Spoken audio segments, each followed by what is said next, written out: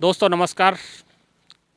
इस समय हमारे साथ हैं भारतीय किसान संघ के ब्रज प्रांत के अध्यक्ष चौधरी कुलवीर सिंह जी, और हम जानते हैं आज उनकी जो आगामी योजनाएं हैं किसानों को लेकर के, जिस तरह से गांव-गांव जो है इन लोगों के द्वारा संपर्क किया जा रहा है, तो क्या योजना है भारतीय किसान संघ की। तो बहुत बहुत स्वागत है आपका हमारे सक्षम न्यूज़ इंडिया के इस कार्यक्रम में। तो बताएं, जिस तरह से आप लोग गांव-गांव संपर्क कर रहे हैं, इसके पीछे आपकी क्या मंशा है, क्या रणनीति है। धन्यवाद सैनी न्यूज़ जी। सबसे पहले हमारी जो गांव-गांव में जो समस्याएं चल रही हैं किसानों के संबंध में, जो माननीय प्रधानमंत्री जी ने 3 कानून बनाए थे, कृषि कानून, उनको वापस ले लिया। लेकिन वापस ले लिया वहाँ तक ठीक है, उसमें कुछ छोटे किसानों का नुकसान भी होगा। हमारे किसान संघ ने 413 सांसदों के थ्रू ये लेटर भिजवाए थे और 20,000 ग्राम समितियों के द्वारा लेटर भिजवाए थे कि इसमें 4 संशोधन किए जाएं और 5वां MSP पर लाभकारी मूल्य किसानों को दिया जाए, ये उसमें और संशोधन किया जाए, चौथा अमेंडमेंट। लेकिन केंद्र सरकार ने उसको अनसुना कर दिया, नहीं सुना। हम उसी समय से केंद्र सरकार को इस बात के लिए जागृत करते आ रहे हैं कि हमारे किसानों के लिए लाभकारी मूल्य, हम MSP नहीं चाहते, MSP के ऊपर लाभकारी मूल्य चाहते हैं हम किसानों के लिए। हमारा किसान दिन रात मेहनत करता है और जब फसल का मूल्य नहीं मिलता तो हमारा किसान जो है वो अपने आप को हताश समझता है। वो तो खैर ठीक है, अभी 3 साल से हमारे यहाँ क्षेत्र में किसी की सुसाइड नहीं हो रहा है, कोई आत्महत्या नहीं कर रहे हैं। इसके पहले 5 साल पहले महाराष्ट्र सरकार में या महाराष्ट्र प्रांत में, गुजरात में भी लोगों ने, राजस्थान में भी, इवन यूपी में भी बहुत लोगों ने आत्महत्या कर लिया था। उसका कारण एक यही था कि किसान अपनी उपज का लाभकारी मूल्य नहीं मिल पाता, समर्थन मूल्य पर भी खरीदी नहीं हो पाती। गेहूँ 1940 का रेट था, इसके बाद 1600, 1650, 1700 में गेहूँ मंडी में बिक रहा है। अब हमारा किसान कैसे पनपेगा? उसको अपनी बहन बेटियों की शादियां भी करनी है, उनको अपने बच्चे भी पढ़ाने हैं। जब सरकार किसान के लिए ध्यान नहीं देगी तो कैसे, क्या काम चलेगा? एक सवाल मैं आपसे पूछना चाहूँगा, क्योंकि भारतीय किसान संघ RSS से जुड़ा हुआ संगठन है, तो ऐसे में सत्ता पक्ष की तरफ से आपके ऊपर भी एक ये दिमागी रूप से प्रेशर रहता होगा कि हमें सत्ता के साथ में बोलना है। जिस तरह से आप लोग किसानों का समर्थन कर रहे हैं, कहीं ना कहीं उससे क्या सत्ता का दबाव आपके ऊपर नहीं बढ़ेगा? नहीं नहीं नहीं, हमारे ऊपर सत्ता का दबाव नहीं। हमारा राजनीतिक संगठन है, RSS भी राजनीतिक है, RSS भी किसी पार्टी से संबंध नहीं है। लेकिन लोगों को ऐसा लगता है RSS राष्ट्रीय स्वयंसेवक संघ है, वो अपनी स्वयं की सेवा स्वयं करना चाहते हैं, राष्ट्र की सेवा करना चाहते हैं। राष्ट्रभक्ति है उनके अंदर, राष्ट्र का जज्बा है उनके अंदर, इसलिए ये कोई बात नहीं है। और हमारे ऊपर सरकार का यदि दबाव होता तो हम ये ज्ञापन क्यों देते? हमने 3 बार ज्ञापन दे चुके हैं केंद्र सरकार को, और आज हम महामहिम राष्ट्रपति जी को ये ज्ञापन दे रहे हैं। गाँव-गाँव हम जाकर के नुक्कड़ सभाएँ कर रहे हैं कि भाई 11 तारीख को हम ब्लॉक स्तर पर, लोग तो जिला स्तर पर देते हैं, हम ब्लॉक स्तर पर इस बात को उठा रहे हैं कि हमारे किसानों को समर्थन मूल्य पर लाभकारी मूल्य दिया जाए। इसलिए हमारा भारतीय किसान संघ सरकार के किसी दबाव में नहीं है। हमने पहले भी बहुत मांगे उठाई हैं। गन्ने का लोगों को 3 साल 4 साल पुराना पेमेंट हम लोगों ने योगी जी से दिलवाया, दबाव बना के ही दिलवाया भारतीय किसान संघ ने। हमारा किसान संघ जो है वो किसी का राजनीतिक नहीं है, अराजनीतिक संगठन है, किसी राजनीति से संबंध नहीं है। और किसानों की जब बात होती है तो हम किसी के दबाव में काम नहीं करते। जैसे भारतीय किसान यूनियन है, वो भी किसानों का बहुत बड़ा संगठन है, तो भारतीय किसान यूनियन में और भारतीय किसान संघ में कितना अंतर है? भारतीय किसान यूनियन अपने हिसाब से काम करती है, वो रोड भी जाम कर लेते हैं, अधिकारियों पर दबाव भी बनाते हैं, उनका काम वो कैसे करते हैं ये वो जानते हैं। लेकिन हमारा जो है, हम अपना बता सकते हैं। हमको यदि कहीं हड़ताल करनी है, कहीं आंदोलन करना है, तो हम अपने राजनीतिक स्तर से अलग हट करके, कोई भी राजनीतिक स्तर हो उससे हमें कोई लेना देना नहीं है। जबकि दूसरी जो संगठन है वो राजनीतिक स्तर का दबाव मानते हैं और उसके सहयोग से काम करते हैं।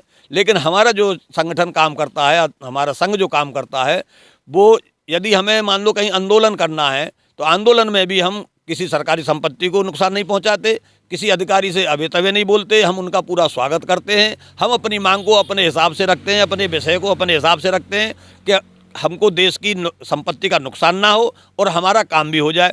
हमको किसी अधिकारी से काम कराना है तो हम अधिकारी से शिष्टाचार से बात करेंगे, उसको ज्ञापन देंगे, निवेदन करेंगे। इसके बाद नहीं सुनेंगे तो हम उनसे कहेंगे भाई हमको ये 8 दिन का टाइम है, आप नहीं सुन रहे तो हम आपके ऑफिस के सामने साइड में, और हम अपना धरना आंदोलन करेंगे, शांतिपूर्वक आंदोलन करेंगे। हम अहिंसात्मक आंदोलन हमारे संगठन ने आज तक नहीं किया और न आगे कभी योजना है। तो जिस तरह से अभी पिछले 1 साल किसानों का आंदोलन चला है, तो उसको आप क्या समर्थन करते हैं या उससे अपने आप को अलग रखते हैं? नहीं, देखो ये तो समर्थन और अलग करने वाली बात नहीं है। उन्होंने अपना पक्ष रखा, हमारे वरिष्ठ अधिकारियों ने हमारा अपना पक्ष रखा। हमारे महामंत्री जी हैं बद्री नारायण जी, उन्होंने अपना किया था कि हम किसानों के साथ हैं, हम किसानों की मांगों को आगे उठा रहे हैं। ये तो अब उठा रहे हैं, अक्टूबर नवंबर में उठाई थी हमारे संगठन ने, ये मांग संघ ने 25 जून को ही उठा दी थी इस बात को कि ये आंदोलन होगा और इन बातों को सुधार करना चाहिए आपको, और उन्होंने सुधार नहीं किया। उनका खामियाजा इनको भुगतना पड़ा। हम संघ नहीं थे उनके, लेकिन हम अलग भी नहीं थे। उन्होंने अपने इस हिसाब से बात रखी, हमने अपने हिसाब से बातें रखी। इतना अंतर है हमारे उनमें, लेकिन उनको किस तरीके से काम करते हैं उसमें हम हस्तक्षेप नहीं कर सकते। तो जिस तरह से सरकार ने एमएसपी के लिए प्रधानमंत्री जी ने पूरे देश से माफ़ी भी मांगी और उनसे एमएसपी पर जो है गारंटी कानून लाने के लिए कमेटी के गठन की भी जो है उन्होंने कहा है, लेकिन आज तक अभी तक उस पर कोई भी कार्रवाई नहीं हुई है। इसको आप किस नज़रिए से देखते हैं? देखो, नज़रिया तो ये है कि मान लो कोई अब हमारे लिए कोई काम की और हमारे सामने कोई मजबूरी आ जाए तो हम भी लेट हो सकते हैं, हम भी लेट हो सकते हैं। सरकार के पास बहुत काम होता है, सरकार भी हो सकता है अभी उसमें सोच रही हो या अभी उनको उस योग्य आदमी नहीं मिले हों, और आदमी भी मिले हों तो हो सकता है उसकी कोई और मजबूरी हो। अब कल ही देखो कितनी बड़ी दुर्घटनाएं प्रधानमंत्री जी के साथ होने वाली थी, इसमें हुई पंजाब में। या ये अच्छी घटनाएं हैं? यदि हमारे किसान संगठन भी इस बात को उठाएंगे तो ये तो बहुत नकारात्मक बातें हैं, ये तो राष्ट्र हित में नहीं है ये बातें जो है, क्योंकि प्रधानमंत्री जो है वो पूरे भारत का होता है, किसी पार्टी का नहीं होता। मैं एक बात और जानना चाहूँगा, जैसे कुछ समय पहले जो है स्वामीनाथन आयोग की जो रिपोर्ट आई थी, उन्होंने जो है 2 फार्मूले दिए थे। उसमें एक A2 फार्मूला था, एक C2+50 वाला फार्मूला था। तो उसका जब नरेंद्र मोदी जी मुख्यमंत्री थे तो उन्होंने उसका समर्थन किया था, और आज जब वो खुद बैठे हैं सत्ता में और इस देश के शासक हैं, ऐसे में आज स्वामीनाथन आयोग की जो रिपोर्ट है उसको लागू करने में इतनी देर क्यों कर रहे हैं? देखो, A2+C2 = MSP बनता है, तो हम A2 के ऊपर की सोच रहे हैं। हम तो A2 और C2 के ऊपर की लाभकारी मूल्य की तरफ जा रहे हैं। हम A2 C2 तो बहुत नीचे हो जाते हैं। हमको A2 C2 जो खर्च होता है इसके बाद भी हमको लाभकारी मूल्य दिया जाए हमारे किसानों के लिए। हम उस पर अड़े हुए हैं कि हमारे किसानों के लिए एक उद्योगपति सुई बनाता है और एक हवाई जहाज बनाता है, वो अपनी कीमत अपने आप डिसाइड करते हैं, जबकि हमारा किसान फसल उगा करके और सीधा मंडी ले जाता है और अपनी फसल का मूल्य नहीं लगा पाता। उसको ये भी नहीं मालूम कि आड़तिया किस रेट में उस फसल को बेच रहा है। तो इस तरीके से और सोचने वाली क्या बात होगी? एक तरफ तो आप कहते हो, पूरा विश्व कहता है कि किसान अन्नदाता है और किसान सबके पेट भर रहा है। यदि भाई साहब इस कोरोना काल में यदि किसान के पास अन्न नहीं उगाता और सरकार के पास अन्न नहीं होता तो आधी पब्लिक तो वैसे ही मर जाती। इसमें तो किसानों को और अलग से कोई तोहफा देना चाहिए, भारत सरकार को भी, यूपी सरकार को भी, क्योंकि कोरोना काल में केवल किसान के ही दम पे विश्व जिंदा रहा है। यदि किसान अन्न पैदा नहीं करता, एक तरफ किसान को कहते हैं अन्नदाता है, दूसरी तरफ किसान भूखा मर रहा है, तो ये काहे का अन्नदाता है? इसलिए किसान की तरफ भी कुछ सोचा जाए। आपके ही जैसे एक किसानों से जुड़े हुए हैं सत्यपाल मलिक जी, जो हैं गवर्नर हैं, जम्मू कश्मीर के भी गवर्नर रहे हैं, मेघालय के गवर्नर हैं। कल से उनका एक वीडियो वायरल हो रहा है जिसमें उन्होंने ये आरोप लगाया है कि जब वो किसानों की समस्या को लेकर के मोदी जी के पास गए तो मोदी जी की जो भाषा थी वो बहुत ही घमंडपूर्ण थी, और उन्होंने यहाँ तक कह दिया, जब उन्होंने ये सवाल किया उनसे कि 500 किसान मारे जा चुके हैं और आप इन कानूनों को वापस लीजिए, तो मोदी जी ने साफ मना कर दिया कि वो किसान मेरे लिए थोड़े ही मरे हैं।